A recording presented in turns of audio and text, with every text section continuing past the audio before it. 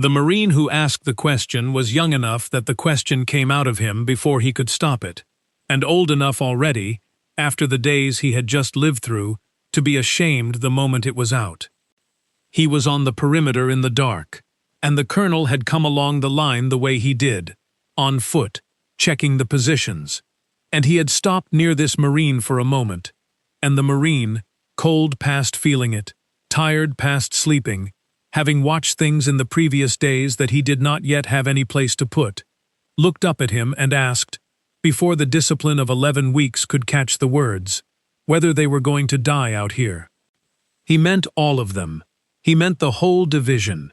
He was asking the regimental commander, in the dark, on a frozen hillside, surrounded by an army many times their size, whether the thing that everyone could see in the arithmetic was going to happen, whether they were finished, whether this was the place where it ended.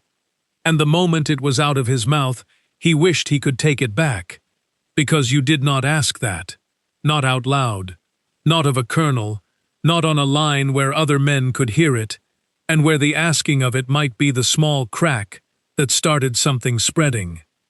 But it was out, and Colonel Lewis Puller looked down at him in the dark. And what Puller said to him was the truth, not a comfortable lie, not a rousing line, not the thing a commander is supposed to say to frightened men. The truth. And it was the single most steadying thing that Marine heard in the entire campaign, and he did not fully understand why until he was a much older man. If you want more untold stories from the men who actually fought these wars, take a second and hit that subscribe button.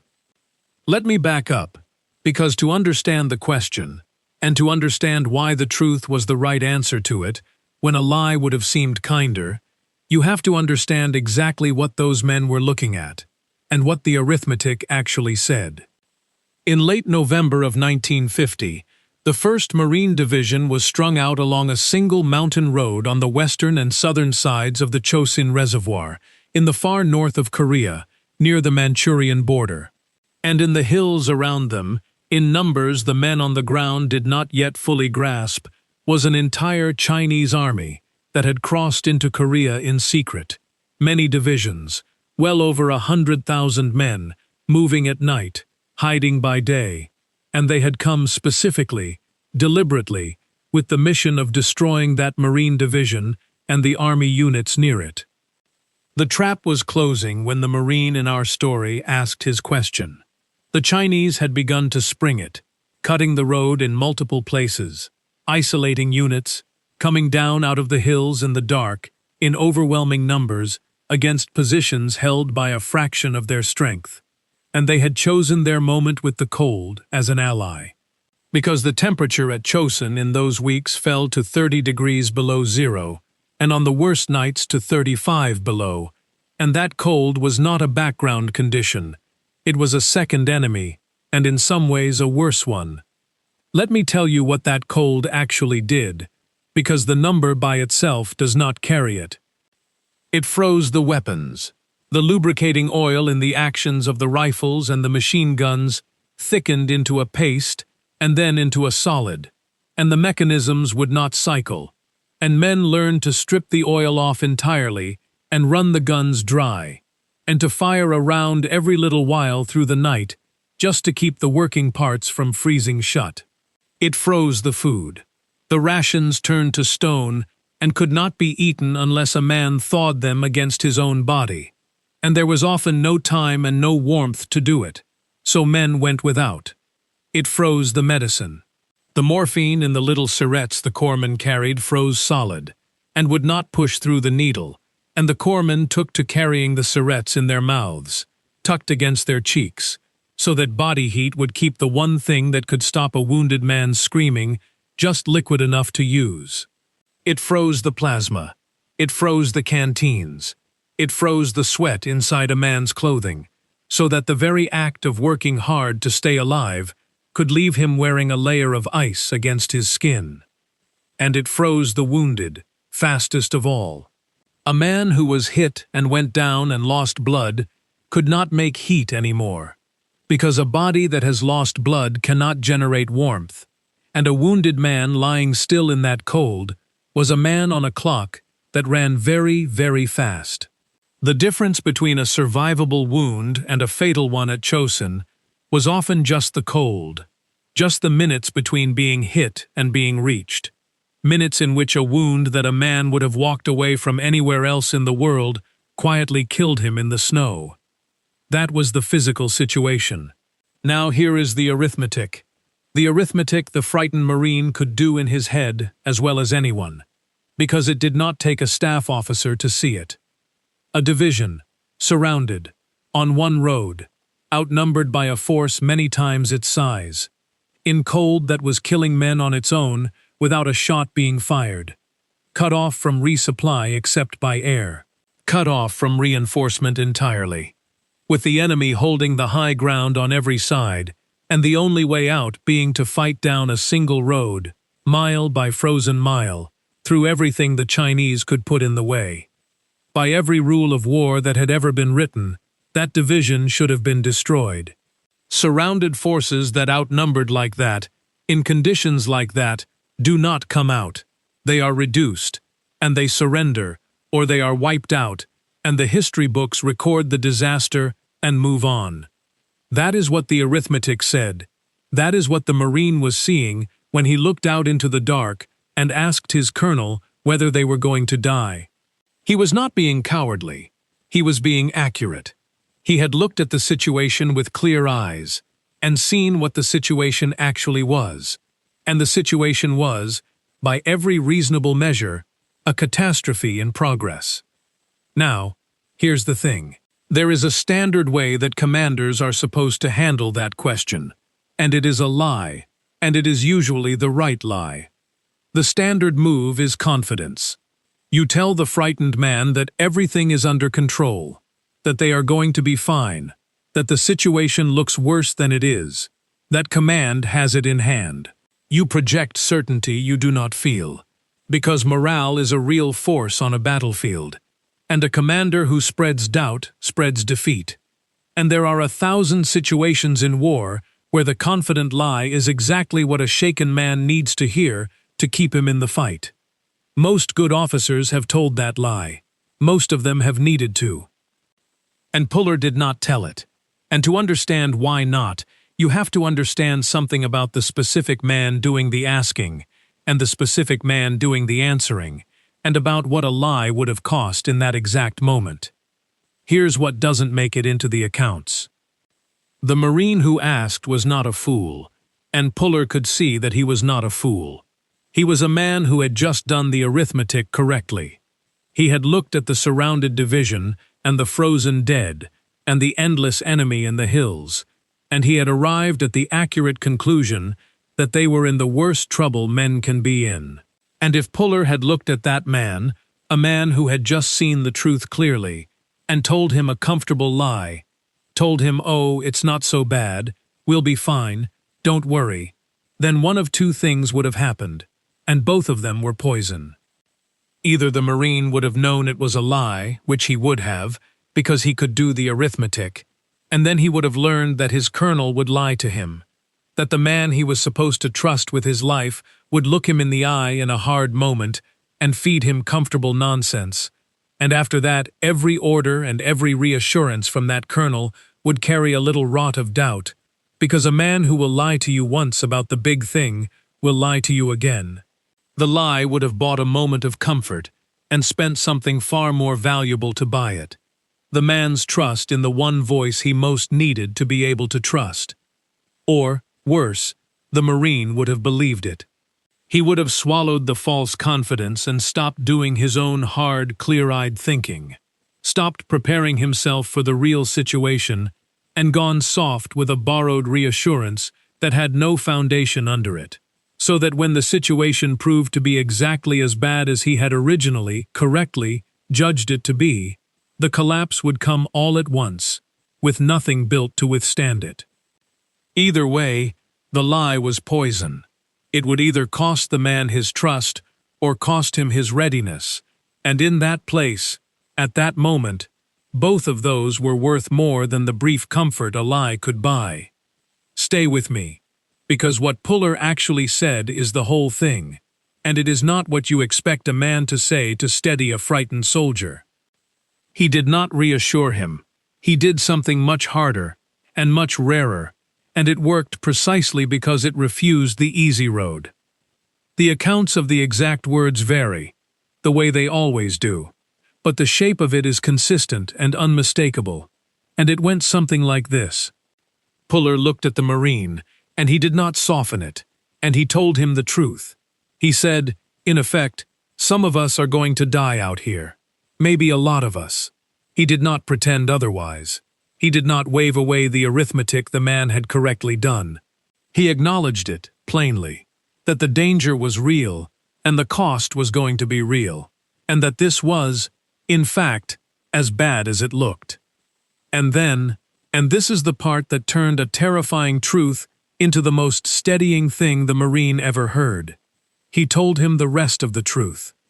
He told him that they were not going to be destroyed. Not because the situation was not dire. It was dire. But because being surrounded, he said, was in one hard sense an opportunity that a Marine should not waste. The enemy was all around them. That meant the enemy was in every direction a man could shoot. They would not have to go looking for anyone. They would not have to worry about their flanks or their rear, because there was no flank and no rear anymore. There was just the enemy, everywhere, in range. And the 1st Marine Division was going to fight its way down that road as a formation, killing what it had to kill in every direction, bringing its wounded and its dead, and it was going to come out the other side. Not because the arithmetic was wrong, but because the arithmetic was not the only thing that decided battles, and the men in this division were going to prove it. That was the truth he told. The danger is real. Some of us will die, and we are going to get out anyway. And here, specifically, concretely, is why it is possible. Not comfort, not a lie. The full truth, the bad half and the good half together, delivered by a man who plainly believed every word of it, and had 30 years of proof behind his belief. And this is where it gets complicated, because on the surface, Puller had just told a frightened man the frightening thing, yes, some of you will die, which is the exact opposite of what you are supposed to do for morale. But watch what the truth did that the lie could not. By admitting the danger, Puller established that he was a man who told the truth. Everything he said after that carried the full weight of that credibility, because he had just proven, in the hardest possible way, that he would not feed a man comfortable nonsense. So when he got to the good half, we are going to get out, and here is why. The Marine believed it. He believed it precisely because Puller had refused to lie about the bad half. A commander who admits the real danger and then tells you that you will prevail has given you something 100 times stronger than a commander who denies the danger and promises you it will be easy, because the first man you can trust and the second man you cannot. See, what most people miss about this story is that they think the Marine wanted to be told he was safe. He did not want to be told he was safe. Some part of him, the part that had already done the arithmetic correctly, would not have been able to believe it, and would have trusted the colonel less for saying it. What he wanted, without quite knowing it, was to be told the truth by someone he could believe, and then to be given a reason, a real one, to keep fighting inside that truth, rather than be crushed by it. That is what Puller gave him. Not the removal of the danger, which no one could give, but a way to stand up inside the danger and keep working. He did not say, "Don't be afraid." He said, in effect, "The fear is correct, the danger is real, and here is what we are going to do about it, and here is why it will be enough." He treated the Marine as a man who could handle the truth, which is itself a kind of respect that steadies a person more than any reassurance. Because being trusted with the truth tells a man that his commander thinks he is strong enough to bear it. And there is a reason this reaches far past that frozen hillside, into every life that will never see a war. Because everyone, sooner or later, is the frightened person asking someone they trust whether it is going to be all right. The patient asking the doctor, the child asking the parent, the person in the worst week of their life asking anyone at all. And the instinct of the people who love them is almost always to reach for the comfortable lie, to say, of course, everything's fine, don't worry. And Puller's answer is the harder, better way. The people we end up trusting most, the ones whose steadiness actually holds us up, are not the ones who told us it would be easy. They are the ones who told us the truth about how hard it was, and then stood next to us inside that truth and gave us a reason to keep going. The lie comforts for a minute. The truth, told by someone who then refuses to leave you alone inside it, holds for a lifetime. The Marine did not forget it. He carried it out of Chosin, along with everything else, and he turned it over for years.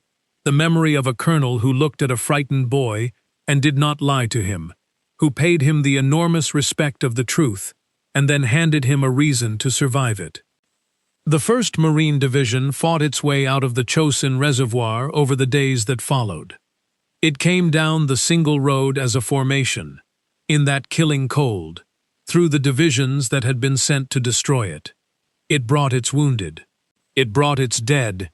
It fought in every direction because the enemy was in every direction, exactly as Puller had said, and it reached the sea, and it was not destroyed. The arithmetic had said it should be. The arithmetic had been, on paper, completely correct. And the division came out anyway, and it came out in large part because it was full of men who had been told the truth by the men who led them, and who had decided, inside that truth, not to be finished. He did not talk about the exchange as anything special. Later, if he remembered it at all, he had a great many such moments on that road. But the Marine talked about it for the rest of his life. The night he asked Chesty Puller if they were going to die, and Puller told him the truth, the whole truth, the hard half and the hopeful half, and the truth turned out to be the thing that got him home. So, was Puller right to tell a frightened Marine the hard truth, that some of them would die, instead of offering the confident reassurance that commanders usually give? Some would say no.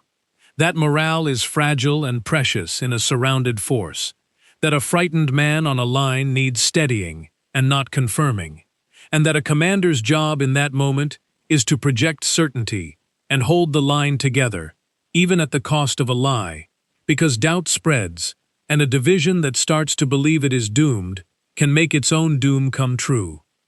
Others would say that Puller understood something deeper, that a lie to a man who already knows the truth costs you the only thing that actually holds men together, which is trust, and that the strongest thing a leader can do in the worst moment is to respect a person enough to tell them the truth and then give them a real reason to keep fighting inside it.